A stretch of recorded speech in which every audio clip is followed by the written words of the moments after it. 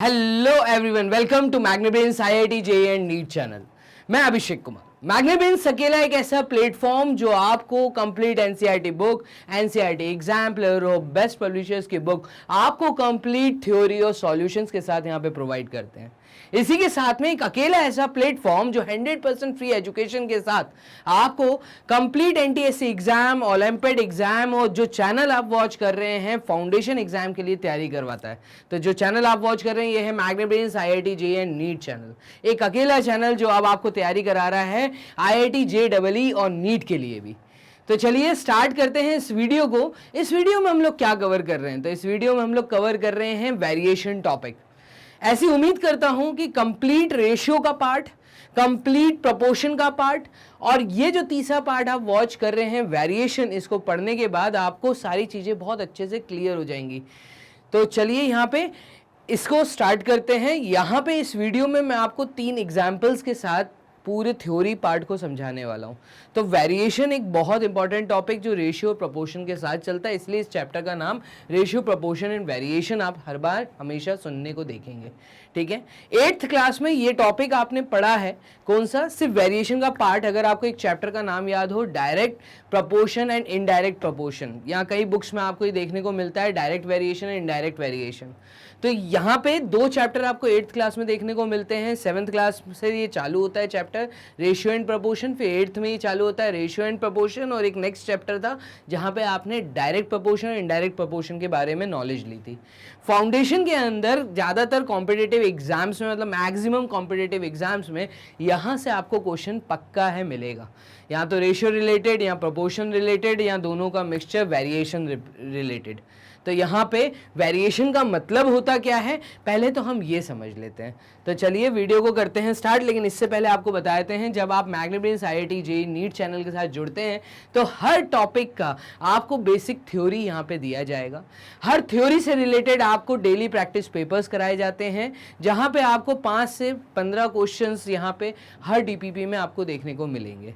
तो यहाँ पे आपको डेली प्रैक्टिस पेपर्स देखने को मिलते हैं, उनके सॉल्यूशन वीडियोस को रिलीज किया जाता है, आपको वीकली टेस्ट देखने को यहाँ मिलते हैं। इसी के साथ में एमसीक्यूज अराउंड 500 प्लस एमसीक्यूज भी आपको यहाँ पे देखने को मिलते हैं। प्रीवियस ईयर्स के क्वेश्चंस जो कि कॉम्पिटिटिव एग्जाम्स में आए हैं और 10th क्लास तक के स्टूडेंट को इनकी अच्छी सी नॉलेज होनी चाहिए, तो 500 क्वेश्चन सफिशिएंट होते हैं। इससे ज़्यादा ही हम आपको कराएंगे। इसी के साथ में ऑनलाइन टेस्ट सीरीज आपको यहाँ पे मिलेगी और आपको गाइडेंस मिलेगा आपके टेस्ट पेपर किस तरीके से सेट होते हैं। मतलब एग्जाम्स में जब टेस्ट पेपर्स आते हैं, जो टेस्ट होते हैं, जो क्वेश्चन सेट होते हैं, उनको सेट करने का मकसद क्या रहता है। उसी के साथ में स्ट्रेस रिलीविंग वीडियोस अगर आप तैयारी कर रहे हैं अपने स्कूल एग्जाम की, उसके साथ आप खेल कूद में भी हैं, उसी के साथ आप कोचिंग्स भी अटेंड कर रहे हैं, उसी के साथ में आप ऑनलाइन स्टडी भी कर रहे हैं, तो इन सब चीज़ों को एक प्रॉपर प्लेटफॉर्म पे कैसे रखा जाए, कैसे आप अपना टाइम टेबल बढ़िया तरीके से मैनेज करें सो दैट आपको पढ़ाई में इंटरेस्ट भी आए। तो इसके लिए आप जुड़े रहिए मैग्नेब्रेन्स के साथ। मैग्नेब्रेन्स आईआईटी जेईई नीट चैनल पे आपको ये सब कुछ मिलेगा, वो भी 100% फ्री एजुकेशन के साथ। तो चलिए टॉपिक पे आ जाते हैं। तो टॉपिक है हमारा वेरिएशन। अब यहाँ पे आप मेरे पीछे लिखे हुए देख रहे हैं कि सबसे पहले तो मैंने वर्ड यहाँ पे आपको समझाया है वेरिएशन से रिलेटेड। यहाँ पर अगर आप मैथमेटिक्स की बात करें तो we usually deal with 2 types of quantities. 2 चीज़ें आप हमेशा देखने सुनते हैं जो कि आप 6th क्लास 7th क्लास से सुनने लग जाते हैं, वो है वर्ड कांस्टेंट और एक वर्ड है वेरिएबल। ठीक है, तो यहाँ पे वेरिएबल क्वांटिटीज़ के बारे में, मतलब वेरिएबल्स के बारे में आप बहुत ज़्यादा सुनते हैं। इसी के साथ में आप कांस्टेंट क्वांटिटीज़ के बारे में जानते हैं।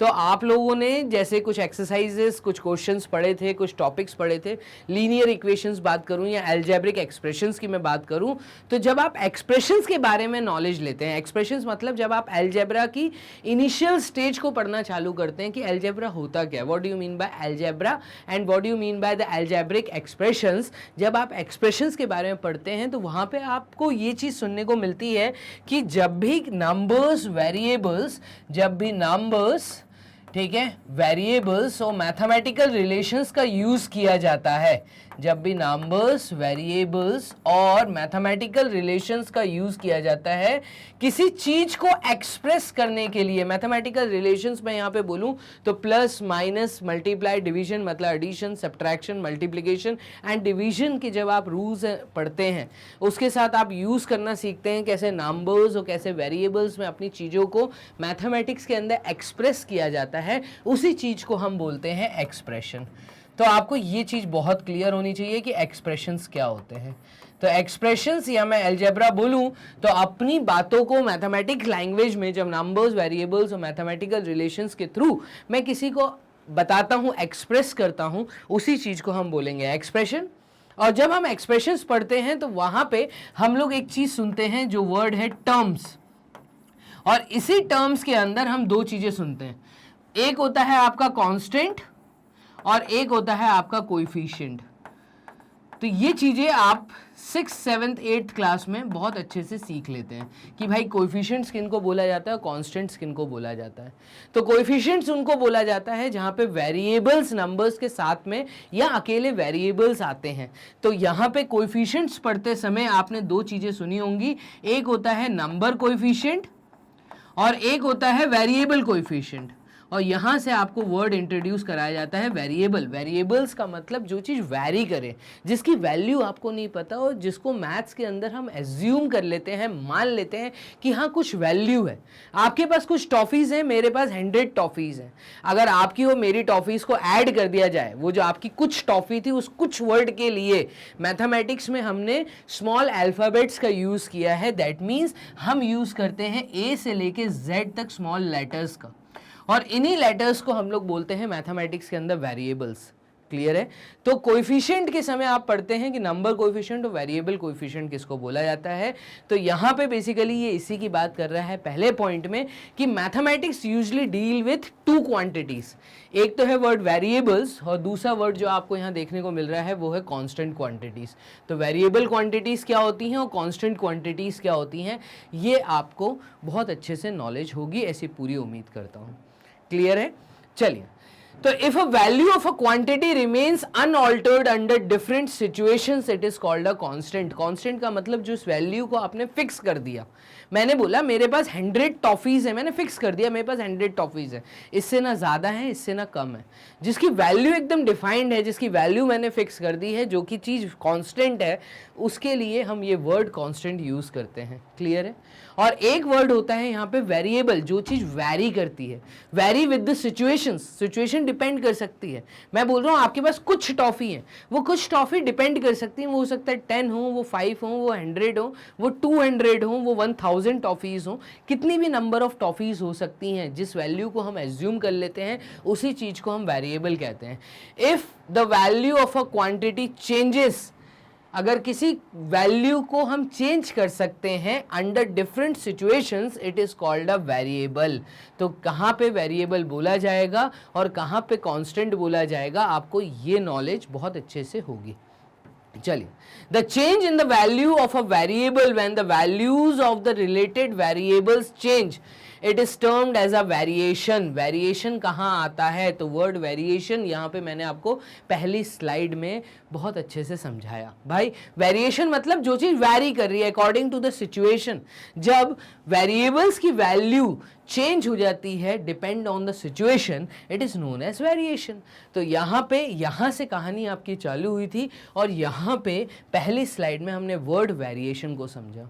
जब हम मैथमेटिक्स के अंदर रेशियो प्रोपोर्शन पढ़ते हैं, ठीक है, और रेशियो प्रोपोर्शन में जब डिफरेंट क्वांटिटीज़ हमारे सामने आती हैं, ज़्यादातर आपको पढ़ाया गया है, मतलब यही चीज़ मैंने भी रेशियो में आपको पढ़ाई है कि रेशियो क्या है, दो क्वांटिटीज़ का कंपैरिजन। जब एक क्वांटिटी फिक्स रहती है और दूसरी क्वांटिटी जो है वो कंपेयर करनी होती है, तब हम पढ़ते हैं टॉपिक रेशियो। लेकिन जब हम प्रोपोर्शन पढ़ते हैं तो प्रोपोर्शन के समय आपको पता है दो सिमिलर क्वांटिटीज़, ठीक है, जब उनका रेशियो निकाला जाए उसमें 4 डिफरेंट वैल्यूज़ होती हैं, तब उस समय हम प्रोपोर्शन की बात करते हैं। मतलब दो रेशियोज जब इक्वालिटी के साइन के साथ हम लोग किसी को एक्सप्लेन करें या किसी को समझाएं, अपनी बातों को एक्सप्रेस करें, दो डिफरेंट रेशियोज को इक्वालिटी का साइन लगा के, तब हम बोलते हैं वहाँ पे प्रोपोर्शन बनता है। क्लियर है ये चीज? तो यही चीज यहाँ पे वर्ड वेरिएशन के साथ चलेगी, चीज वैरी कर जाती है। अब वैरी कैसे कर जाती है? कई बार ऐसा होता है कि हो सकता है, अगर मैं छोटा सा एग्जांपल लूं, मैं ऐसा बोलता हूं कि अगर मेरे पास 1 रुपए हैं और 1 रुपए में अगर 2 टॉफी आ सकती हैं, तो आप बताइए 100 रुपीज में कितनी टॉफीज आएंगी? तो अभी यूनिटरी मेथड को मत सोचिए, यूनिटरी मेथड को 2 मिनट साइड रख दीजिए। आप बात को समझिए कि यहाँ पे मैंने क्या किया, मैंने अमाउंट का कंपैरिजन नंबर ऑफ टॉफी से कर रहा हूँ।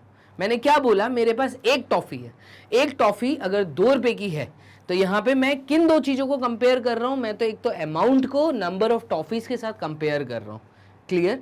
अब मैं उसी पे डिपेंड, उसी को रेफरेंस मानते हुए, इस डाटा को रेफरेंस मानते हुए जब मैं आपसे पूछूंगा कि बताइए 100 रुपीज में कितनी आएंगी, तो यहां पे अगेन अमाउंट दिया है, नंबर ऑफ टॉफीज की बात हो रही है, 2 डिफरेंट क्वांटिटीज, और किसी एक को रेफरेंस मानते हुए जब मैं दूसरे की बात करूं तो यहां पे एक वेरिएशन आ जाएगा। वेरिएशन, चीजें चेंज हो जाएंगी। कैसे चेंज हो जाएंगी भाई? 1 रुपए की 2 टॉफी थी, तो 100 रुपीज में कितनी? कॉमन सी बात है, ज्यादा ही आएंगी। अगर अमाउंट ज्यादा है तो नंबर ऑफ टॉफीज भी ज्यादा आएंगी। इसी तरह का जो वेरिएशन होता है, इसको हमें पढ़ना है। तो वेरिएशन के टाइप्स होते हैं जो आपको यहाँ पर इस वीडियो में समझना है। चलिए तो मूव करते हैं पहली वैरायटी पे। पहली वैरायटी है आपके पास डायरेक्ट वेरिएशन। जो एग्जाम्पल मैंने अभी लिया था, 1 रुपए में 2 टॉफी, 100 रुपए में कितनी, इस तरह के वेरिएशन को हम डायरेक्ट वेरिएशन कहते हैं। अब सर डायरेक्ट वेरिएशन नहीं समझ आया, और अच्छे से समझाइए। तो इसको समझना, जब कोई क्वांटिटी बढ़ती है, मैंने यहाँ पे क्या बोला, मैंने एक छोटा सा एग्जांपल लिया था कि 1 रुपीज में कितनी टॉफीज हैं? 2 टॉफीज आ रही हैं, ठीक है? तो 100 रुपीज में कितनी आएंगी? क्या हुआ यहाँ पर? अगर आप ध्यान से देखें तो भाई 100 रुपीज अमाउंट बढ़ गया। जब अमाउंट बढ़ गया तो कॉमन सी बात है, अगर हल्का सा लॉजिक लगाया जाए तो नंबर ऑफ टॉफीज भी बढ़ जाएंगी। जब एक क्वांटिटी को बढ़ा दिया जाता है और इसके कारण दूसरी क्वांटिटी भी बढ़ जाती है, इसी चीज को हम कहते हैं डायरेक्ट वेरिएशन। सर इसका उल्टा भी हो सकता है क्या? तो डेफिनेटली इसका उल्टा भी हो सकता है। अगर आप ऐसे समझें कि मान लीजिए 100 रुपीज में मेरे पास 50 टॉफीज आ रही हैं मार्केट में, और मेरे पास है सिर्फ 50 रुपीज। दुकानदार ने मुझे बोला कि 100 रुपए में मैं आपको 50 टॉफी दूंगा, लेकिन मेरे पास है ही 50 रुपए, तो इसमें कितनी टॉफीज आएंगी? कॉमन सी बात है, टॉफीज कम आएंगी। कम आएंगी। अभी कितनी थी? 100 रुपए में 50 टॉफी। अमाउंट मैंने कम कर दिया, मेरे पास अमाउंट नहीं है 100 रुपीज, मेरे पास 50 रुपीज है। तो इस समय भाई जब मैंने अमाउंट कम किया तो यहां पे आप देखेंगे कि नंबर ऑफ टॉफीज की भी क्वांटिटी गिर गई। यहां पे हम कहते हैं वेरिएशन आया। जब एक क्वांटिटी बढ़ रही है तो दूसरी भी बढ़ रही है, जब एक क्वांटिटी बढ़ रही है तो दूसरी भी बढ़ रही है, जब एक क्वांटिटी कम हो रही है तो दूसरी क्वांटिटी भी कम हो रही है। ये एरोस का ध्यान रखना। इस तरह का जो वेरिएशन होता है, किसी एक के बढ़ने के कारण जब दूसरी चीज भी बढ़ती है, किसी एक की वैल्यू कम होने के कारण जब दूसरी वैल्यू भी कम होती है, इस समय हम कहते हैं ये डायरेक्ट वेरिएशन के क्वेश्चंस होते हैं। इसी चीज को हम कहते हैं मैथमेटिक्स के अंदर डायरेक्ट वेरिएशन। एक दूसरी एग्जाम्पल से अगर हम समझें कि मान लीजिए यहाँ पे 110 रुपए में 1 लीटर पेट्रोल आता है, और मेरे पास मेरी जेब में 500 रुपीज है, मुझे 500 का पेट्रोल डलवाना अपनी गाड़ी में। तो कॉमन सी बात है, अगर 110 रुपए में 1 लीटर पेट्रोल आ रहा है तो इसका मतलब 500 रुपए में ज्यादा ही लीटर मिलेगा, 1 लीटर से तो ज्यादा ही मिलेगा। कॉमन सी बात है ये चीज। तो भाई यहां पे अगर कोई क्वांटिटी मुझे दी थी, रेफरेंस मैंने किसी को माना और मैंने अमाउंट को इंक्रीज कर दिया, तो कॉमन सी बात है यहां पे मिलने वाली क्वांटिटी भी इंक्रीज हो रही है। क्लियर है ये चीज? तो डायरेक्ट वेरिएशन आपको समझ आना चाहिए। मुझे कमेंट बॉक्स में बताइए और एग्जांपल्स के साथ ऐसे क्या क्या एग्जांपल है जो आप आसपास अपने देखते हैं, जब एक क्वांटिटी बढ़ती है तो दूसरी क्वांटिटी भी बढ़ रही है। ठीक है, तो चलिए यहाँ पे मैं उम्मीद करता हूँ आपको ये डायरेक्ट वेरिएशन के सवाल समझ आ गए होंगे। अब यहाँ पे हम आ जाते हैं, सर इस तरह के जब सवाल हमें मिलते हैं तो इन सवालों को सॉल्व कैसे करना है। तो उससे पहले थोड़ी सी थ्योरी रीड कर लेते हैं। If two quantities are related to each other such that an increase or decrease in the first quantity results in a corresponding proportionate increase or decrease in the second quantity, then the two quantities are said to vary directly with each other. वही same चीज लिखी जो मैंने अभी आपको यहाँ पे examples Hindi में समझाया।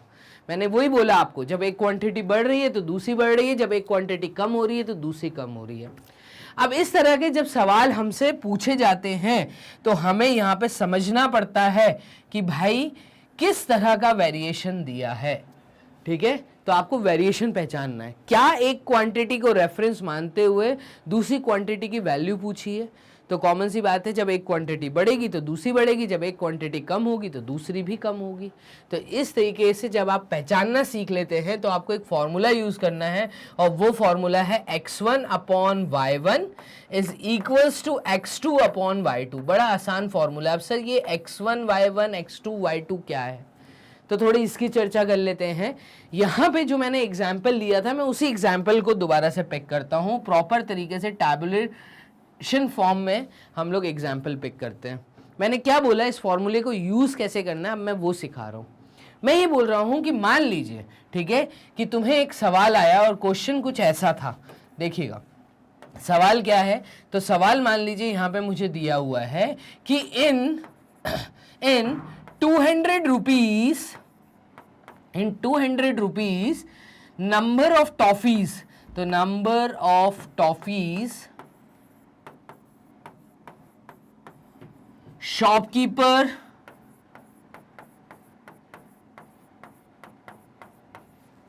gives is, मान लीजिए 200 रुपये में वो मुझे 500 टॉफी दे रहा है, या 200 रुपये में वो मुझे यहाँ पे 400 टॉफीज दे रहा है, ऐसे मान लीजिए, ठीक है। तो 200 रुपये अगर मैं उसको दूंगा वो मुझे 400 टॉफीज दे रहा है, ठीक है। अब now find in rupees 250 how many toffees, कितनी टॉफीज मिलेंगी। अब यहाँ पे आप देखिएगा एक बहुत अच्छा सवाल, एक छोटा सा एग्जाम्पल, इजी सा एग्जाम्पल मैंने लिया है, और यहाँ पे हम वैल्यूज़ को कैसे इन x1 x2 y1 y2 को कैसे यूज़ कर रहे हैं वो चीज़ हमें समझनी है। तो यहाँ पे हम बोलते हैं कि चलिए हम ऐसा मान लेते हैं कि एक हमें अमाउंट दिया है, ठीक है, और दूसरा हमें नंबर ऑफ टॉफीज दी हैं। अब यहाँ पे अमाउंट हमें दिया है 200, और नंबर ऑफ टॉफीज जो हमें इन्होंने दी हैं वो इन्होंने दी हैं कितनी, 400। हमें पता करना है 250 का। देखिए हमने अमाउंट बढ़ा के दिया शॉपकीपर को, ठीक है। तो अमाउंट अगर मैंने बढ़ा दिया तो यहाँ पे कितनी टॉफीज आएंगी, कॉमन सी बात है। देखिएगा जब अमाउंट बढ़ाऊंगा तो नंबर ऑफ टॉफीज भी बढ़ेंगी, तो लॉजिक लगाना पड़ेगा आपको, ठीक है। तो यहाँ पे जब आप अमाउंट बढ़ा रहे हैं तो नंबर ऑफ टॉफीज भी बढ़ रही हैं। यहाँ पे हम किन्हीं चीज को हम अगर ऐसा बोल दें कि अमाउंट x1 है, तो इसका मतलब इसका रेफरेंस किसके साथ है, इसका कंपैरिजन किसके साथ किया है, तो अमाउंट का कंपैरिजन नंबर ऑफ टॉफीज के साथ किया है। हम कहेंगे यहाँ पे ये y1 क्वांटिटी होगी, ठीक है। और अगर यहाँ पे x2 के बारे में आपको पूछा है कि x2 आपको ये है, आप बताइए y2 की वैल्यू क्या होगी। इसको x ना लें, अगर इसको मैं क्वेश्चन मार्क ले लूं तो आप यहाँ पे कंफ्यूज नहीं होने वाले, यहाँ पे क्वेश्चन मार्क है। तो मैंने इस क्वांटिटी को जिसके बारे में हमसे पूछा है हमने उसको y2 मान लिया। अब उठाइए वैल्यू और बस यहाँ पे सब्स्टिट्यूट कर दीजिए। आप देखेंगे कि x1 की वैल्यू जो है वो 200 है और y1 की वैल्यू जो है वो 400 है, ठीक है। तो यहाँ पे मैंने क्या किया, मैंने अमाउंट का रेशियो बनाया किसके साथ, टॉफीज के साथ, और इसको मैं इक्वलाइज कर रहा हूं। अब मैं प्रोपोर्शन की तरफ जा रहा हूं। जब एक रेशियो इक्वालिटी साइन के साथ दूसरे रेशियो के साथ लिख के बताया जाता है, इसी चीज को हम कहते हैं प्रोपोर्शन। तो यहाँ पे ये आ जाएगा आपका क्या, तो यहाँ पे आप देखेंगे 200/400, ये हो जाएगा 250/y2। क्लियर है। यहाँ पे 2 0 से 2 0 गए, 2 से ये 4 गया, 2 1 टाइम्स एंड 2 2 टाइम्स 4, तो यहाँ पे ये आ जाएगा 1/2 इज इक्वल्स टू 250/y2। और फाइनली ये क्रॉस मल्टीप्लिकेशन होगा, ये y2 1 के साथ जाके मल्टीप्लाई होगा, एक्सट्रीम्स साथ में मल्टीप्लाई होते हैं। ये चीज मैंने प्रोपोर्शन के समय समझाई थी। क्या समझाया था कि एक्सट्रीम्स आपस में मल्टीप्लाई होते हैं, मीन्स आपस में मल्टीप्लाई होते हैं। तो एक्सट्रीम्स देखिएगा, y2 1 के साथ मल्टीप्लाई होगा, 2 250 के साथ मल्टीप्लाई होगा। तो फाइनली मेरे पास जो y2 की वैल्यू आएगी, वो y2 की वैल्यू मेरे पास निकल के आएगी 2 into 250, that is 2 into 5 is 10, 10 का 0 कैरी 1, 500। तो यहाँ पे मेरा जवाब निकल के आ जाएगा कि भाई अगर 200 रुपये में 400 टॉफीज हमें मिल रही हैं तो 250 रुपये में हमें कितनी टॉफीज मिलेंगी? तो ये हमें मिलेंगी 500 टॉफीज। तो इस तरीके से आपको चीज़ों को करना था सॉल्व। देख रहे हैं आप कितना आसान तरीका था। तो यहाँ पे हम लोग डायरेक्ट वेरिएशन में इस फॉर्मूले का कैसे यूज़ करेंगे वो चीज़ मैंने आपको यहाँ पे फाइनली सिखा दी है। तो इस तरीके से आपको सॉल्व करना था डायरेक्ट वेरिएशन का क्वेश्चन। चलिए मूव करते हैं। एक एग्जाम्पल मैंने लिया था, वो मैंने समझा दिया है, डायरेक्ट वेरिएशन आपको समझा दिया है। आप मुझे कमेंट बॉक्स में साथ में बताते जाइए कि आपको डायरेक्ट वेरिएशन का टॉपिक समझ आ गया। अब हम मूव करते हैं इनडायरेक्ट वेरिएशन पे, ठीक है। तो इनडायरेक्ट वेरिएशन क्या होता है यहाँ, जिसको इनवर्स वेरिएशन भी बोला जाता है। तो यहाँ पे अगर मैं आ जाता हूँ इनडायरेक्ट वेरिएशन पे, तो आप देख रहे हैं इनडायरेक्ट वेरिएशन आपके सामने। इनडायरेक्ट वेरिएशन का मतलब क्या है? डायरेक्ट वेरिएशन में क्या था, जब एक क्वांटिटी बढ़ रही है तो दूसरी भी बढ़ रही है, जब एक क्वांटिटी कम हो रही है तो दूसरी भी कम हो रही है। यहाँ पे इनडायरेक्ट वेरिएशन इसका जस्ट उल्टा है। इनडायरेक्ट वेरिएशन कहता है जब एक क्वांटिटी बढ़ रही होती है तो इसके कारण इसका इफेक्ट दूसरी क्वांटिटी पे उल्टा पड़ता है। मतलब जब एक क्वांटिटी बढ़ती है तो दूसरी क्वांटिटी कम होगी, या एक क्वांटिटी अगर कम हो रही है तो दूसरी क्वांटिटी बढ़ेगी। ये चीज आपको समझ आनी चाहिए। मैंने क्या बोला, जब एक क्वांटिटी इंक्रीज होगी तो दूसरी क्वांटिटी डिक्रीज होगी, या अगर एक क्वांटिटी डिक्रीज हो रही है तो दूसरी क्वांटिटी इंक्रीज होगी। एक एग्जाम्पल पिक करें तो एक छोटा सा एग्जाम्पल देखिएगा। मान लीजिए मुझे अपना घर बनाना है, ठीक है। अब घर बनाने के लिए, ठीक है, मेरे यहाँ पर एक कॉन्ट्रैक्टर को मैंने काम दिया। कॉन्ट्रैक्टर ने बोला है साहब मैं 10 वर्कर लगाऊंगा। कितने वर्कर्स लगाऊंगा? तो कॉन्ट्रैक्टर ने मुझे बोला कि वो नंबर ऑफ वर्कर्स 10 प्रोवाइड करेगा। ये 10 वर्कर्स मिलके 12 महीनों में कितना समय लगाएंगे? ये वर्कर्स मिलके 12 महीनों में मेरा घर बना के तैयार कर देंगे। ये एक छोटा सा मैंने एग्जाम्पल लिया, जस्ट एन एग्जाम्पल, ठीक है। मान लीजिए ऐसा कुछ मेरे पास एक डाटा आता है कि मैंने किसी कॉन्ट्रैक्टर को काम दिया है। कॉन्ट्रैक्टर कहता है अगर मैं अपने 10 वर्कर लगाऊंगा तो मैं आपके ये 10 वर्कर लगाने के बाद, अपने 10 वर्कर लगाने के बाद आपका घर 12 महीने में रेडी कर दूंगा। लेकिन मुझे घर चाहिए 6 महीने में। आप बात को समझिएगा कि मुझे तो अपना घर मैन्युफैक्चर्ड चाहिए, बना के पूरा रेडी चाहिए विद इन 6 मंथ्स के अंदर। इसके लिए मैं कॉन्ट्रैक्टर से बोलूंगा भैया आप मैन पावर बढ़ा दीजिए, आप वर्कर्स बढ़ा दीजिए। तो कॉमन सी बात है, आप देख रहे हैं यहां पे मुझे समय मैंने कम कर दिया। समय कम किया तो वर्कर क्या होंगे? वर्कर की मात्रा बढ़ जाएगी। तो देखिएगा इस तरह के जो सवाल मैथमेटिक्स में आते हैं, इस तरह के सवालों को हम कहते हैं इनडायरेक्ट वेरिएशन। जब एक क्वांटिटी कम होती है तो इसके कारण दूसरी क्वांटिटी इंक्रीज हो जाती है। आप बात समझ रहे हैं? क्लियर है ये इनडायरेक्ट वेरिएशन? तो यही चीज यहां पे भी लिखी हुई है। If two quantities are related to each other such that an increase or decrease in the first quantity, पहली क्वांटिटी में इंक्रीज हुआ या डिक्रीज हुआ, ठीक है, इसके कारण जो रिजल्ट निकल के आएगा दूसरी क्वांटिटी के अंदर, ठीक है, वो कैसा आएगा? वो आएगा अगर चीज इंक्रीज हो रही है तो दूसरी क्वांटिटी डिक्रीज हो रही है। ये चीज आपको समझनी है, ठीक है। और अगर एक क्वांटिटी कम हो रही है, डिक्रीज हो रही है, तो इसके कारण दूसरी क्वांटिटी इंक्रीज हो रही है। In the second quantity, then the two quantities are said to vary inversely with each other. यहाँ पे वेरिएशन दो आप लोगों ने पढ़े, एक होता है डायरेक्ट वेरिएशन, एक होता है इनडायरेक्ट वेरिएशन। डायरेक्ट वेरिएशन एक क्वांटिटी बढ़ रही है, दूसरी बढ़ रही है, एक कम हो रही है, दूसरी भी कम हो रही है। लेकिन इनडायरेक्ट वेरिएशन में मैंने क्या बताया? इनडायरेक्ट वेरिएशन के अंदर अगर एक क्वांटिटी बढ़ रही है तो इसके कारण दूसरी क्वांटिटी कम हो रही है, या एक क्वांटिटी अगर कम हो रही है तो इसके कारण दूसरी क्वांटिटी बढ़ रही है। इस तरह का जो वेरिएशन आता है उसको हम कहते हैं इनडायरेक्ट वेरिएशन। और इस तरह के जो सवाल होते हैं इनको सॉल्व करने के लिए हम लोग यूज करते हैं ये वाला फॉर्मूला। फॉर्मूला क्या है? तो सिंपल सा एक logic, x1 multiplied with y1 is equals to x2 multiplied with y2। पीछे आपने क्या किया था, अगर आप ध्यान से देखें तो पीछे आपने फॉर्मूला क्या यूज किया था? डिवीजन का, और यहां पे आपने क्या किया था? इनडायरेक्ट में मल्टीप्लीकेशन। बस इतना सा आसान चीज है, आपको x1 y1 याद रखना है। x1 y1 यहाँ पे भी वही है, अगर आप बोलते हैं तो इसको भी हम एक बार क्वेश्चन को करके देखते हैं सेम चीज से लेकिन यहाँ पे हमें मल्टीप्लिकेशन करना है। क्या करना है?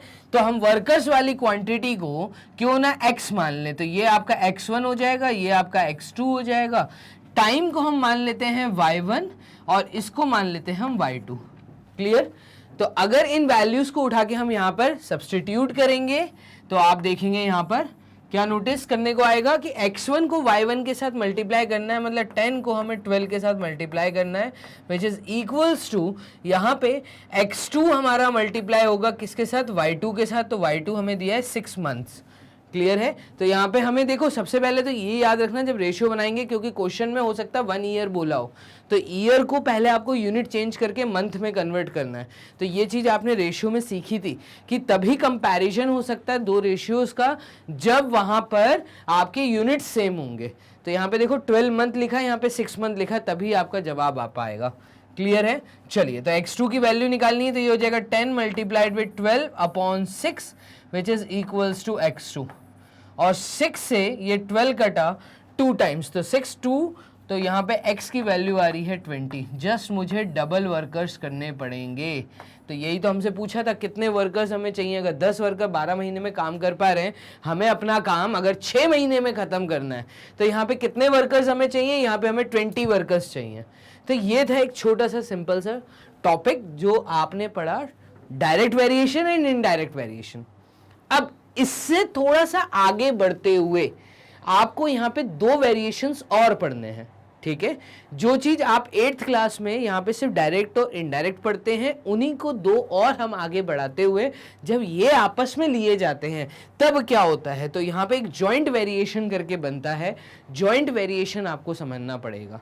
क्लियर है? तो यहाँ पे आपने पहले तो 2 वेरिएशन समझे, एक तो डायरेक्ट वेरिएशन क्या होता है, एक इनडायरेक्ट वेरिएशन क्या होता है। डायरेक्ट वेरिएशन में क्या था? क्वांटिटी बढ़ रही है, दूसरी भी बढ़ रही है, एक कम हो रही है, दूसरी भी कम हो रही है। इनडायरेक्ट वेरिएशन में क्या था? जब एक क्वांटिटी बढ़ रही है तो दूसरी कम हो रही है, जब एक क्वांटिटी कम हो रही है तो दूसरी बढ़ रही है। तो ये चीजें आपने पढ़ी थी। अब यहाँ पे जॉइंट वेरिएशन में चीजें समझना। यहाँ पे क्या है? If more than 2 variables are related directly or one variable changes with the change product of 2 or more variables, it is called a joint variation। क्या बोलना चाह रहा है ये joint variation के अंदर? ये कह रहा है जब 2 variables से ज्यादा यहां पर होते हैं, मतलब 2 या 2 से ज्यादा, इफ मोर देन 2 वेरिएबल्स, 2 से ज्यादा आर रिलेटेड डायरेक्टली, अगर उनका रिलेशन डायरेक्ट प्रोपोर्शन में बनता है, मतलब अगर एक क्वांटिटी बढ़ रही है, दूसरी भी बढ़ रही है, तीसरी भी बढ़ रही है, और एक क्वांटिटी अगर कम हो रही है तो दूसरी भी कम हो रही है, तीसरी भी कम हो रही है, जब तीनों का रिलेशन या 2 से ज्यादा जितने भी वेरिएबल्स दिए हैं, अगर उनका रिलेशन डायरेक्टली है, डायरेक्ट वेरिएशन में है, ये ऐसा बोल रहा है। ठीक है? तो change with the change product of 2 और मोर variables, it is called a joint variation. उसी को हम जॉइंट वेरिएशन कहेंगे।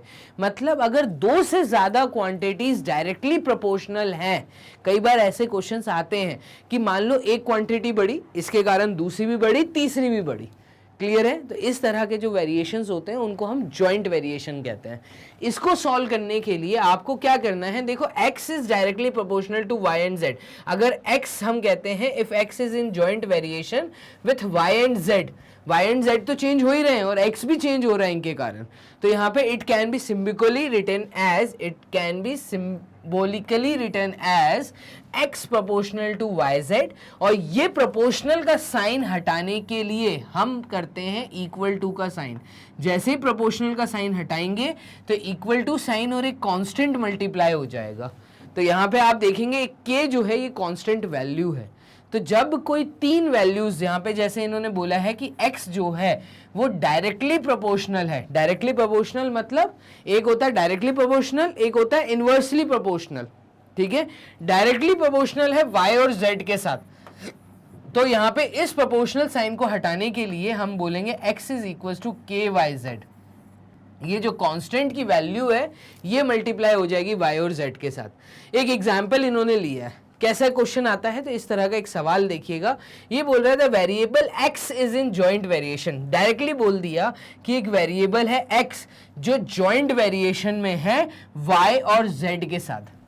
अब यहां पे एक रेफरेंस दिया है, when the values of y and z are 4 and 6। ये कह रहा है जब y की वैल्यू 4 है, z की वैल्यू 6 है, ठीक है, तो यहां पे ये कह रहा है x इज 16। यहाँ पे जो x है उसकी वैल्यू तब 16 है। तो यहाँ पे देखना, ये क्लियरली हमें बोला है कि x जो है वो जॉइंट वेरिएशन में, और जब जॉइंट वेरिएशन में तो हम कहेंगे x is equals to k multiplied with y and z। Clear है? तो यहाँ पे x की वैल्यू 16 आएगी। कब 16 आएगी वो चीज आपको यहाँ बोली, x की वैल्यू 16 कब आएगी, जब k मल्टीप्लाई होगा, कांस्टेंट की वैल्यू मल्टीप्लाई होगी y और z के साथ, मतलब 4 इंटू 6 के साथ। तो 4 इंटू 6 इज 24, और ये आ जाएगा 24k इज इक्वल्स टू 16। ये हमें दिया हुआ है। अभी यहां से हम क्या करेंगे, तो यहां से हम एक कांस्टेंट की वैल्यू निकाल सकते हैं, k की वैल्यू हम निकाल सकते हैं, और k की वैल्यू आएगी 16/24। 16/24 को थोड़ा सा आप सिंप्लीफाई करेंगे तो ये आ जाएगा आपका 4 टाइम्स 16, ठीक है, और 4 6 टाइम्स 24, और 2/3 यहाँ पे एक इस तरह का रेशियो, k की वैल्यू आएगी 2/3। इस k की वैल्यू 2/3 को ये बोल रहा है आप यहां पे डाल दीजिए। उसके आगे भी सवाल है, क्या बोल रहा है, what is the value of x when y is 8 and z is 12। अब हमसे इन्होंने पूछा है एक सवाल, on the basis of this, अगर k की वैल्यू 2/3 है, कांस्टेंट निकाल लिया आपने, ठीक है, डायरेक्टली जॉइंट वेरिएशन में बोला था। तो यहाँ पे जब तीन वेरिएबल एक दूसरे के डायरेक्टली प्रोपोर्शनल में हैं, तो यहाँ पे अगर आप कांस्टेंट की वैल्यू निकाल लेते हैं, उस कांस्टेंट की वैल्यू जब यहाँ रखेंगे तो ये बोल रहा है x की वैल्यू क्या होगी। अगर मैं व्हाइट पेन का यूज करूं तो ये पूछ रहा है x की वैल्यू क्या होगी। अगर कांस्टेंट आपको पता है 2/3 मल्टीप्लाइड विथ, यहाँ पे आपको y और z की वैल्यू दी है 8 एंड 12, तो यहाँ पे ये आ जाएगा 8 मल्टीप्लाइड विथ 12, तो 3 4 टाइम्स 12, तो ये हो जाएगा 2 multiplied with 8 multiplied with 4। Clear? और 8 इंटू 8 इज 64, यहाँ पे x की वैल्यू तब 64 होगी। तो इस तरह के सवाल आपको कॉम्पिटिटिव लेवल पे देखने को मिलते हैं, ठीक है। यहाँ पे जैसे ऐसा आ जाता है कि गैरिसन ऑफ एन आर्मी, या वो बोलेंगे बहुत बड़ी एक टीम है, प्लेयर्स की टीम है, वो किसी क्लब में रह रही हैं, कुछ दिन तक गेम चल रहा है, ठीक है, खाने का एक वहाँ पे पूरा का पूरा उन्होंने एक पूरा स्टोर करके रखा है फूड उन प्लेयर्स के लिए, और कुछ प्लेयर्स बीच में से गेम छोड़ के चले जाते हैं, या वो मैच हार जाते हैं, वो वापस चले आते हैं। अब जो बाकी प्लेयर्स आगे का मैच खेलने के लिए वहाँ रुके, तो उनके लिए वो फूड कितने दिन और चल पाएगा। तो इस तरह के जो सवाल आते हैं वो जॉइंट वेरिएशन या आपके पार्शियल वेरिएशन पे डिपेंड करते हैं, और कंबाइंड वेरिएशन पे डिपेंड करते हैं। तो एक यहाँ पे कंबाइंड वेरिएशन का पार्ट भी है जो हमें पढ़ना है। तो यहाँ तक अभी तक आपने तीन चीज़ें पढ़ ली हैं। एक आपने पढ़ा है डायरेक्ट वेरिएशन, एक आपने पढ़ा है इनडायरेक्ट वेरिएशन, और एक आपने पढ़ा है जॉइंट वेरिएशन। क्लियर है? तो डायरेक्ट वेरिएशन में मैं आपको बताऊं, तो डायरेक्ट वेरिएशन में आपने पढ़ा एक क्वांटिटी बढ़ रही है, दूसरी बढ़ रही है, एक कम हो रही है, दूसरी कम हो रही है। इनडायरेक्ट वेरिएशन में आपने पढ़ा कि जब एक क्वांटिटी बढ़ रही है तो दूसरी कम हो रही है, जब एक कम हो रही है, जब एक कम हो रही है तो दूसरी बढ़ रही है। ये था इनडायरेक्ट वेरिएशन। और एक आपने पढ़ा था जॉइंट वेरिएशन। जॉइंट वेरिएशन में कहता है जब दो से ज्यादा वेरिएबल्स एक दूसरे के साथ डायरेक्टली प्रोपोर्शनल में हैं, तब उस समय हम कहते हैं कि वहां पे जॉइंट वेरिएशन का हम एक सिंपल सा लॉजिक लगाएंगे कि x is proportional to y and z। तीन वेरिएबल्स हैं, x is proportional to y and z, तो उस समय प्रोपोर्शनल का साइन रिमूव करके आपको एक कांस्टेंट इंट्रोड्यूस कराना है। क्लियर है? यहाँ पे एक कंबाइंड वेरिएशन को समझिएगा। कंबाइंड वेरिएशन में क्या बोल रहा है कि combined variation is a combination of direct और जॉइंट वेरिएशन। अब यहाँ पे क्या कह रहा है, कंबाइंड वेरिएशन क्या है, ये कॉम्बिनेशन है किसका, डायरेक्ट वेरिएशन का। अगर मैं अलग कलर के पेन से यहाँ पे हाईलाइट करूं तो एक डायरेक्ट वेरिएशन का कॉम्बिनेशन है किसके साथ, किसके साथ, इनडायरेक्ट वेरिएशन के साथ, या फिर जॉइंट वेरिएशन का कॉम्बिनेशन है किसके साथ, इनडायरेक्ट वेरिएशन के साथ।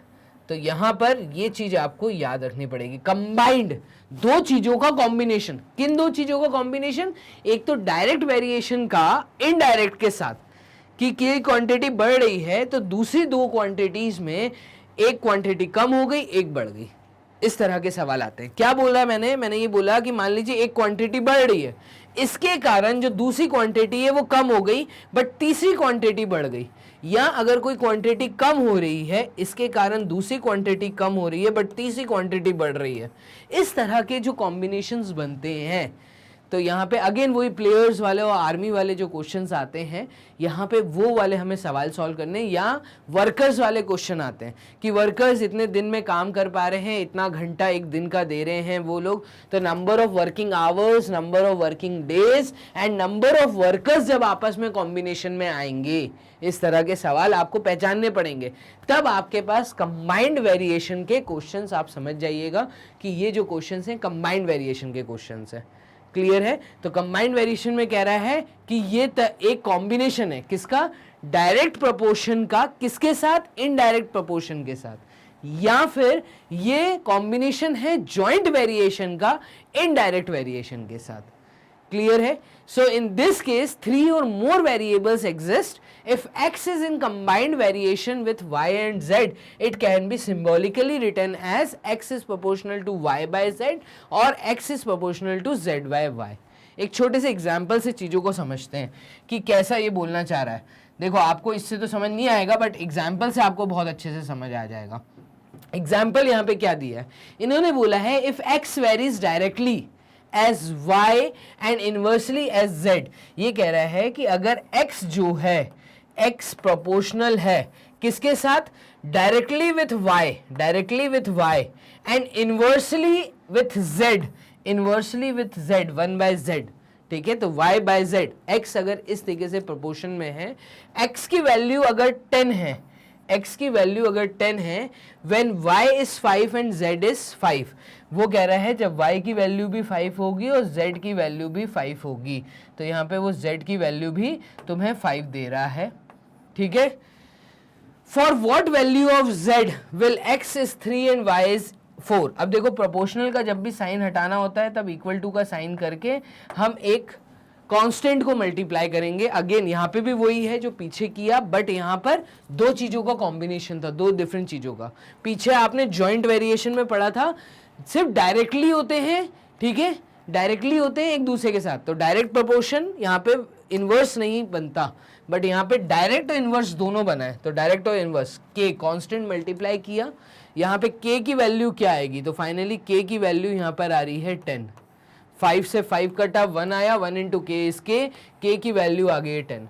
अगर के की वैल्यू 10 है तो for what value of z, आप बताइए z की कौन सी वैल्यू के लिए? ठीक है, x की वैल्यू 3 होगी, y की वैल्यू 4 होगी, तो यहाँ पे ये z और यहाँ पे इक्वल टू साइन, k की वैल्यू हम मल्टीप्लाई कर देते हैं, k है 10, तो ये आ गया k 10। अब यहाँ पे z क्या होगा? तो z की वैल्यू फाइनली यहाँ पर होगी ये 4/3 इंटू 10। क्लियर है? और ये आ जाएगा z इज इक्वल्स टू 40/3। इस तरीके से z की वैल्यू होगी 40/3। तो आपको यही चीजें यहाँ पे सॉल्व करके बतानी है, बस और कुछ नहीं करना है। किस तरह के क्वेश्चंस आएंगे ये इसी वीडियो में जो थ्योरी वीडियो आप वॉच कर रहे हैं, इसी थ्योरी वीडियो में 3 क्वेश्चंस के थ्रू मैं समझाता हूँ। देखिएगा, इसके बाद हम डायरेक्टली आ जाते हैं क्वेश्चंस पे। पहला सवाल देखना, 4 नलकियों के बारे में बात की, टैप्स का मतलब यहाँ पे नल के बारे में बात की जहां से पानी गिर रहा है। ठीक है, तो 4 टैप्स है, 4 टैप्स है, वो एक टैंक को फिल कर पाते हैं 10 घंटे के अंदर। तो इसको समझना, नंबर ऑफ टैप्स आपको दिए हुए हैं, जो कि आपको दिया है 4, और ये कितने टाइम में टैंक को फिल कर पाते हैं, time in which tank get fill, in which tank filled, tank fill हो रहा है। तो ये हमें क्या दिया है, टाइम कितना लग रहा है? तो टाइम लग रहा है 10 घंटे का, 10 आवर्स। ठीक है, तो इन हाउ मेनी आवर्स, कितने घंटे के अंदर 6 taps fill the same tank. तो कितने टैप्स, मतलब 6 टैप हैं, वो कितने घंटों में चीजें फिल कर पाएंगे? If number of taps is equals to 6, then then number of hours needed, कितने घंटे लगेंगे, let it be x hours, हम उसको x hours मान लेते हैं।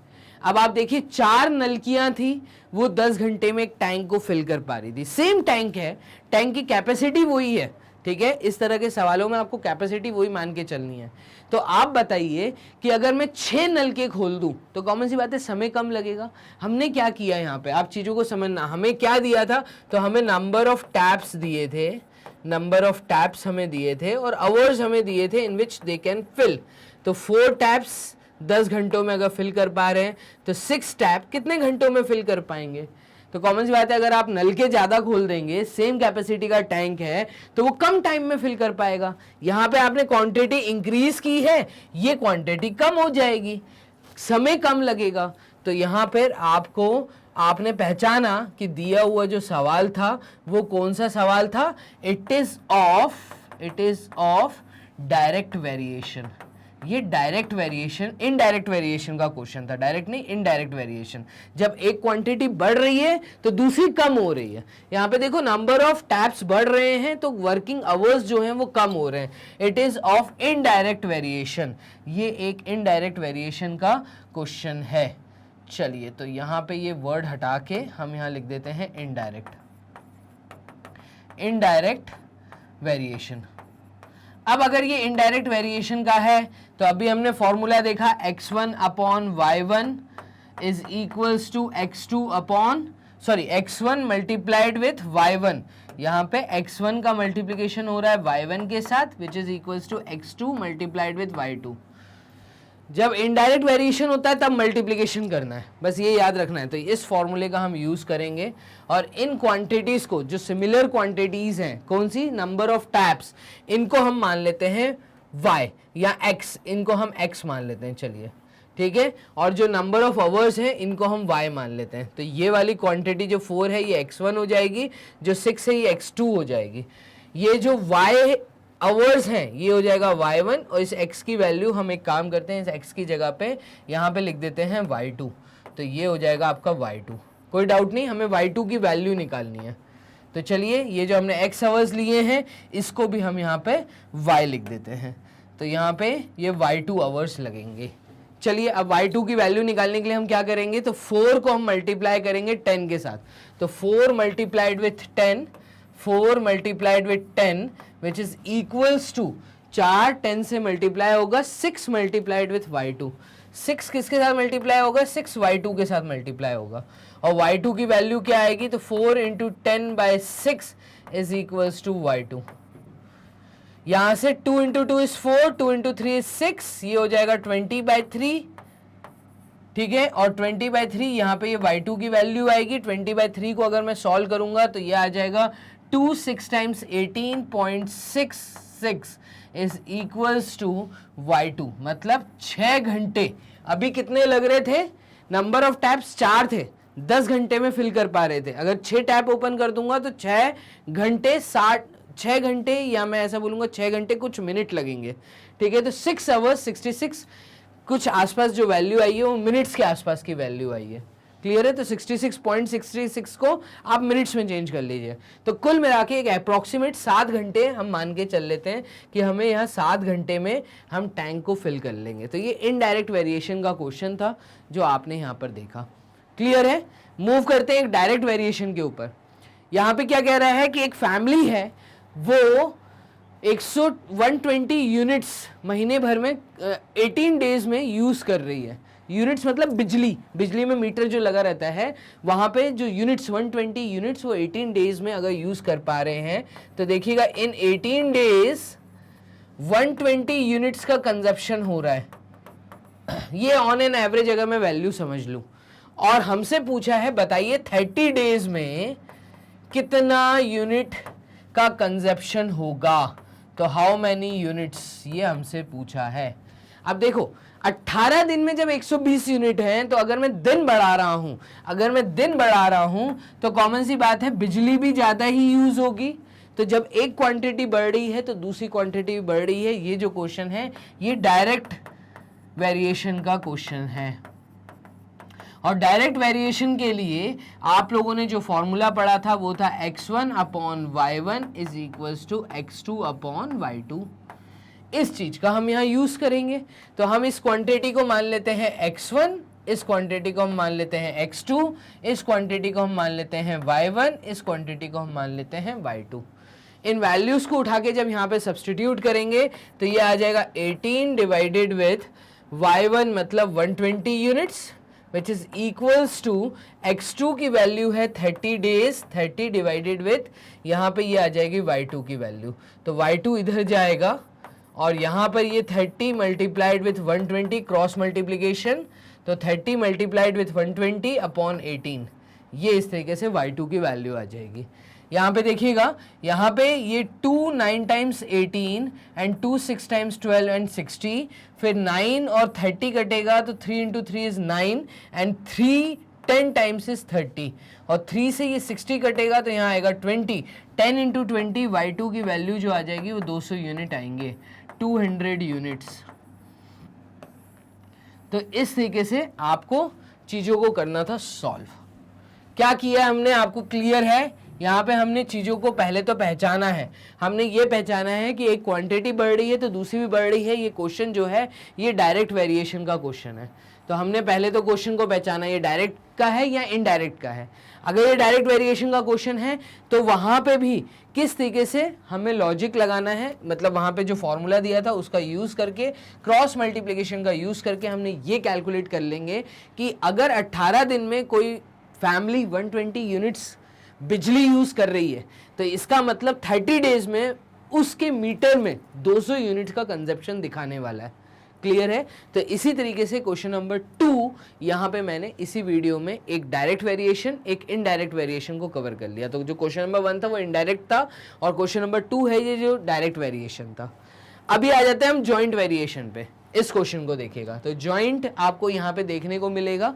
यहाँ पे क्या बोल रहा है, अ गैरिजन ऑफ 700 मैन, गैरिजन मतलब एक ग्रुप है पूरा, ठीक है, ऑफ 700 मैन, कितने लोग हैं उसमें, 700 लोग हैं, 700 आदमी हैं, इज प्रोविजन फॉर 30 डेज। अब देखिए यहाँ पे 3 क्वांटिटीज के बारे में बात हो रही है। एक तो इन्होंने क्या बोला, 700 आदमी 30 दिन तक कहीं पे रुके हैं और वहां पे उनके लिए जो खाना है पर पर्सन के हिसाब से वो 1/2 kg पर डे पर मैन के हिसाब से हमने स्टोर कर दिया। ठीक है, तो डाटा में देखना मुझे 3 चीजें दी हैं। एक तो मुझे दिए हैं नंबर ऑफ मैन, ठीक है, दूसरा मुझे दिया है कितने दिन का उनके पास खाना स्टोर्ड है, और दूसरा क्वांटिटी दी है खाने की पर पर्सन के हिसाब से। ये चीज समझ आ रही है? तो आपको यहाँ पे 3 चीजें बताई हैं। मैंने अभी बताया था आपको जॉइंट वेरिएशन में आपको 2 से ज्यादा क्वांटिटी देखने को मिलती हैं, ठीक है, या आपको कंबाइंड वेरिएशन मैंने बताया था। तो जॉइंट वेरिएशन और कंबाइंड वेरिएशन में क्या था, जब 2 से ज्यादा क्वांटिटीज होती हैं, ठीक है। तो यहाँ पे नंबर ऑफ मैन कितने हैं, 700, ठीक है, कितने दिन तक के लिए खाना है, 30 दिन के लिए खाना है, और कितना पर पर्सन के हिसाब से यहाँ पे 5/2 kg का खाना है पर पर्सन के हिसाब से, ठीक है, इतना खाना हमने उनके लिए स्टोर कर दिया। आगे वो डाटा क्या बोल रहा है, इफ 100 मैन लेफ्ट, अगर 100 आदमी जगह छोड़ के जाते हैं, उस ग्रुप को छोड़ के चले जाते हैं, then the provision would have lasted for y days, कितने दिन के लिए खाना बचेगा, y नंबर ऑफ डेज के लिए। तो देखिए y नंबर ऑफ डेज के लिए खाना बचेगा। नंबर ऑफ मैन कितने गए हैं, 700 में से 100 लोग चले गए, मतलब अब सिर्फ 600 लोग वहां पे बचे हैं, और खाना उनके लिए अब y नंबर ऑफ डेज के लिए at the rate of, common सी बात है, क्वांटिटी बढ़ गई। अभी क्वांटिटी क्या थी, अभी क्वांटिटी थी एक पर्सन के हिसाब से 5/2 kg, लेकिन अगर 100 लोग चले आते हैं तो खाना तो उतना ही रहेगा। ये जो खाना रहेगा, खाना उतना ही रहेगा, बट वो खाना जब अब 600 लोगों में डिवाइड होगा तो क्वांटिटी बढ़ जाएगी। तो खाने की क्वांटिटी जो है वो आ जाएगी 1/2 kg, इन्होंने ये बोला है। तो पर डे पर man, find the value of x, आप बताइए, आप वैल्यू निकालिए, choose the correct answer from the following option. यहाँ पे x ना होके यहाँ पे ये जो y डेज बोले थे, आपको ये नंबर ऑफ डेज निकालने हैं कि कितने लोगों के लिए खाना बचेगा। या तो यहाँ पे x कर दीजिए या यहाँ पे y कर दीजिए। एक काम करते हैं, इस y को हटा के हम x डेज कर देते हैं, क्लियर है? तो इस y की जगह पे हम कर देते हैं x की वैल्यू। चलिए, तो आप बताइए x की वैल्यू क्या होगी। अब देखिएगा, 700 लोगों का एक ग्रुप था, 30 दिन के लिए रुका था, खाना उतना ही है, ठीक है। खाना कितना है पर पर्सन के हिसाब से 5/2 kg, लेकिन वहां पे 100 लोग क्योंकि छोड़ के चले गए हैं, तो अब खाना तो उतना ही रहेगा, बट वो ज्यादा लोगों में, मतलब ज्यादा क्वांटिटी में डिस्ट्रीब्यूट होगा। तो यहाँ पे दोनों चीजें इक्वल टू में आएंगी, मतलब 700 लोग, यहाँ पे देखना 700 लोग आपस में, ये जो पूरा है ये जो है ये डायरेक्ट वेरिएशन का क्वेश्चन है, मतलब 3 क्वांटिटी आपस में डायरेक्टली प्रोपोर्शनल है। अगर यहाँ पे लोग कम हो रहे हैं तो अब वो ज्यादा दिन रुक सकते हैं और ज्यादा खाना मिलेगा, ठीक है। तो दोनों क्वांटिटी बढ़ गई, इसमें कोई चेंजेस आए तो उसमें भी चेंजेस हमें दिख रहे हैं। मतलब 700 लोग थे पहले, वो 30 दिन तक अगर रुकते तो उनके लिए जो 5/2 kg के हिसाब से जो टोटल खाने की क्वांटिटी थी वो हम कैलकुलेट कर सकते थे। और ये क्वांटिटी क्योंकि खाने की सेम रहेगी, कितनों के लिए?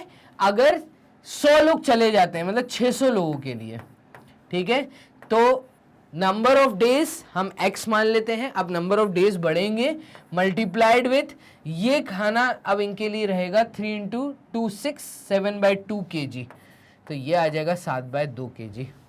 अब क्वांटिटी सेम है, खाने की क्वांटिटी वो रहेगी, खाना कम नहीं हो रहा है। कम क्या हो रहा है? नंबर ऑफ लोग कम हो रहे हैं। खाना अब ज्यादा डिस्ट्रीब्यूट होगा, ज्यादा दिन तक वो लोग रुक सकते हैं। तो यहाँ पे हमें वही निकालना है कि वो कितने दिन तक रुक सकते हैं। तो यहाँ पे अगर हम इसको सॉल्व करेंगे तो ये सॉल्व होने के बाद हमें देगा 2 से ये 30 को थोड़ा छोटा कर लेते हैं, ये आ जाएगा 15, ठीक है। और इस 2 से ये 600 को छोटा कर लेते हैं तो ये आ जाएगा 300।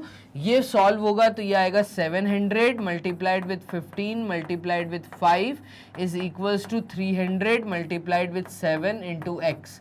एक्स की वैल्यू निकालनी थी तो ये 300 इंटू 7 यहाँ पे नीचे आ जाएगा, तो ये आ जाएगा 700 multiplied with 15 multiplied with 5 divided with 300 multiplied with 7। Clear है? 2 0 से ये 2 0 गए, 7 से 7 कट गया, और 3 से ये 15 कटा 5, तो 5 इंटू 5 इज 25। मतलब अब ये x की वैल्यू आ जाएगी 25 दिन।